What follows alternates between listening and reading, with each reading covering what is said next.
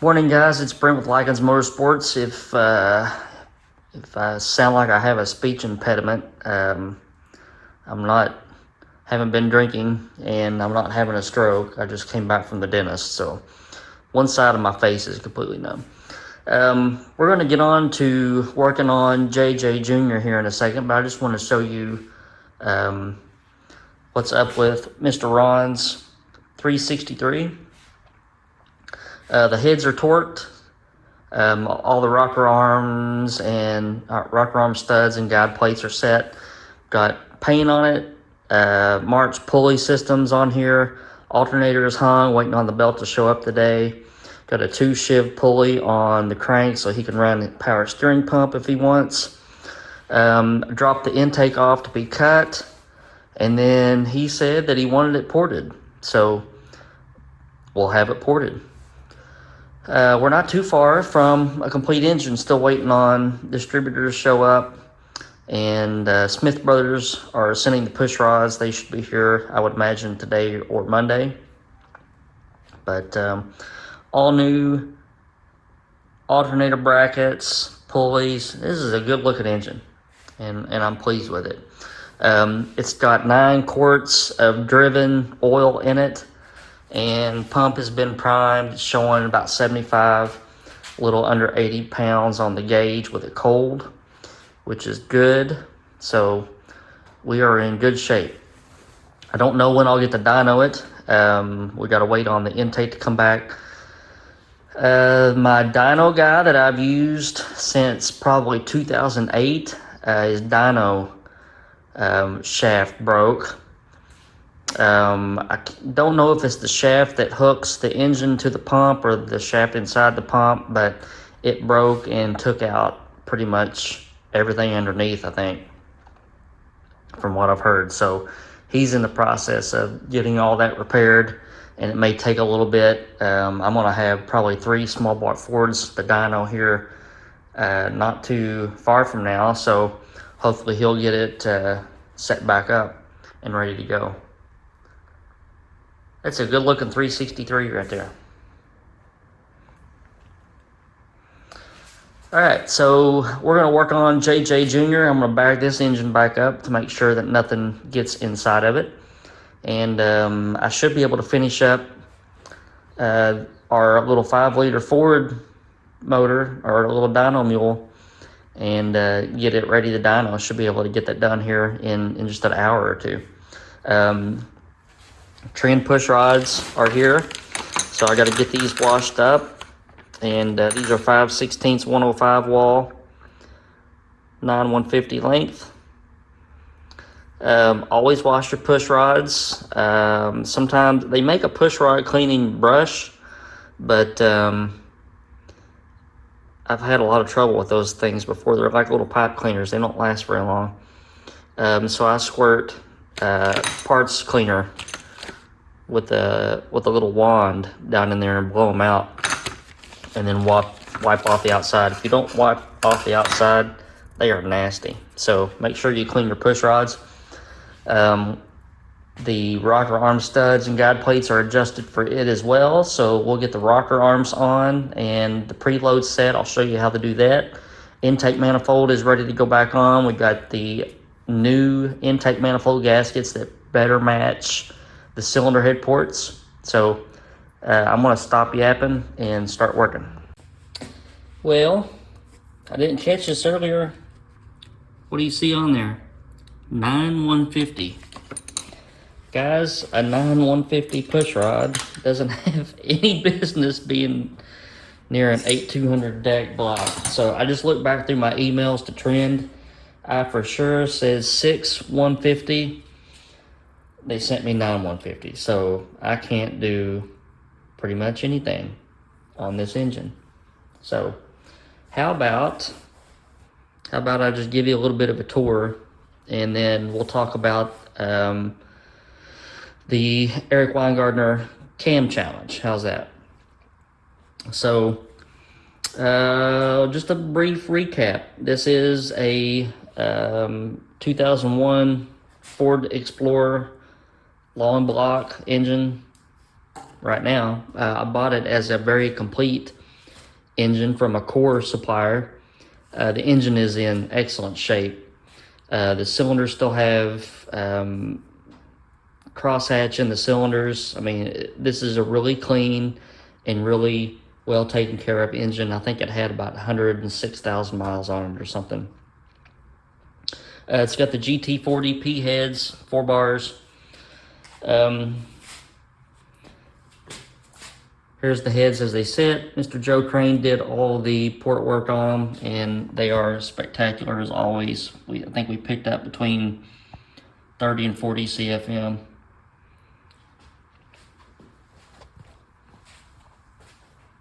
The valve springs have been updated when we changed cams the first time. So they're set up for the bullet cam that's inside of it. The pressure ratio is the same. We got an updated camshaft. We've got a Performer RPM intake. Scooting back a little bit. Got a fresh paint job and a Kevco dry sump oil pan. Got a Cometic Teflon rear main seal. So last horsepower and torque was right about 350. So 350 horsepower at 6,000 RPM, 350 pound-feet of torque. And haven't ran it with the ported heads yet, so we're going to give that a shot. We also stepped up from the pedestal style rockers to a stud mounted rocker, and we're using Crowler stainless rockers in a 1:7 ratio. So we will give it a shot whenever we are able. Can't do anything with 9-150 push rods though. I can't believe they sent them, and I can't believe I didn't see it. I've had these push rods for a couple days, even had the bag open looking at it, and it just didn't register in my head. So, all right, so last video I asked you guys to make a guess on what the heads and the rocker arm ratio is going to do. Some of you guys are very optimistic. Holy cow. Some guy even put way up over 600 horsepower. And holy cow, guys. We're adding, so listen, say we added 30 CFM.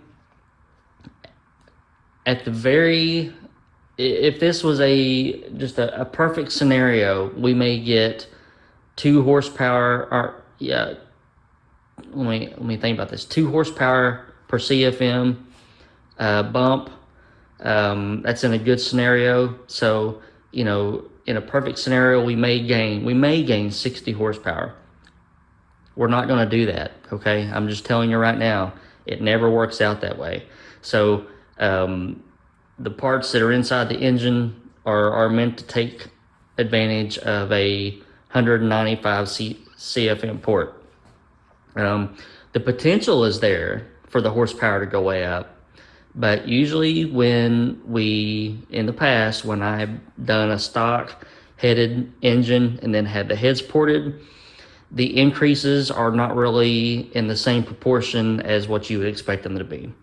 So everybody that's guessing, 1,000 horsepower, Joe Crane is good, Joe Crane is not that good, okay? So we will find out, but you are more than welcome to go back and edit your responses, and I'll give you that. All right, let me bag this dude back up so that nothing falls down inside our cylinder heads, and we'll talk about the cam shootout. All right, so let's talk about Eric's cam challenge that went on this week. Everything went off pretty much without a hitch. I don't think there were any boo-boos or anything like that. So he and Gary did an excellent job. They were changing cams about once every 20 or 25 minutes. So I'm afraid I'm drooling because my mouth is still numb. So the LS engine is really nice. in the sense that you can change cams very quickly. The intake doesn't have to come off. The lifters don't have to come out. The push rods don't have to come out. So basically they were pulling the balancer, pulling the timing cover, timing chain, pulling the rocker arms off, and that was it. They were changing cams pretty quick. So I'll put up a couple pictures of how I did. I did about as well as I thought I would do, considering I've never really seen an LS engine before. I think before my daughter was born, I did a long block for a guy, but that was it, and that's all the experience that I have. No dyno tests that I've done or anything like that. So I may sound like I'm throwing excuses, but that's pretty much what I'm doing. That's my excuse. I've never had any experience with a LS engine. So there was 4 categories: peak horsepower, peak torque, average horsepower, average torque. I think between the 4 categories, I was anywhere from between 15th place and I think 12th place. And there were 23 camshafts. So if you go, I think Eric will end up doing a lot better video than what I'm doing, but if you go and see the results, if you take out the 2 outliers, like NK Performance was like 670 horsepower, and then there was a guy that was like I think 620 horsepower. So there was a 50 horsepower span and a 25 pound-feet of torque span between 23 cams. If you take out those 2 outliers, everybody was within, I don't know, 10, 15 horsepower of each other. All the torque numbers fell in right around that 545, 550, 555 pound-feet of torque. It's really easy to see all those numbers in front of you and get so zoomed in on them that you lose the realization that everything was a very small spread. So there was literally, they were having to take the horsepower and torque numbers out to the 0.1, decimal place, because there was a lot of ties. So, a 550.4 would win over a 550.3, that sort of thing. So here's what I learned. Here's where I messed up.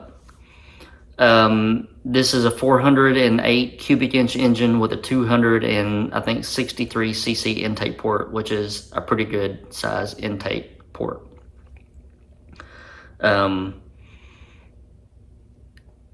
That should have required, on my part, acknowledging that that's a big intake port for a small engine. And I'm speaking in generalizations here because I just don't have any desire to go into much detail, but on my Ford engines, such as a Boss 302, 351 Cleveland with a 4-barrel head, tunnel port head, big intake ports, small displacements, they lack a lot of overlap. For some reason, I had in my head the entire time that LS is supposed to be just so extremely efficient that I really need to cut the overlap back. So I think I was at 69 degrees of seat overlap. I think the winner was like 85. And his intake duration at 50 thousandths was within, I think, 1 or 2 degrees of mine. So I had some of the, and he was also at a 54 degree hydraulic intensity number, and so was I. So I was going in the right direction. I didn't have enough overlap. and I think that's where I really messed up. So if it happens again, then I'll take a little bit more time and try to do a little bit better job. So it was a good time.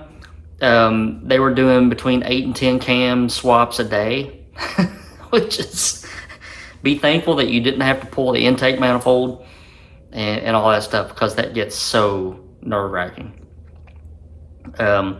8 to 10 cam swaps a day. And I was watching, I had the computer on in the background, and Eric had it on his live stream on his YouTube channel. And I'll tell you, when it was my turn to come up, I started feeling those butterflies in my stomach, like, oh, here we go. Almost like you were sitting at the doctor's office or something. But that's what happened. And we were all on a group text. And let me tell you that all the guys were completely professional. Nobody trash talked. Nobody was bragging. Nobody had inflated egos. Just a really good bunch of guys, of professionals. And we talked and, joked around and talked about different experiences. And it was just a really good time. I made a lot of good business contacts. I've been talking a lot with Daniel Powell of Powell Machine. So he and I have traded back a lot of text messages in the last couple weeks and a couple of phone calls. And I think he and I are going to do a video collab and maybe work together on a camshaft for our little 5-liter motor. But just a good experience overall. All right, so that's that. Somebody dropped off a pair of Edelbrock FE heads yesterday for me to go through, so I need to get those disassembled. That will be completely boring for you guys to watch. Can't do much on anything because we're waiting on parts and machine work to be done. So I'll be heading back in and looking at emails and trying to sell some parts today. Hope you guys are having a good week. Hopefully next week we'll have push rods for a couple different engines and can finish some stuff up. But stay tuned for that. Hit that subscribe so that you don't miss out. We've got a lot of cool Ford stuff in the shop. Take care. Have a good weekend.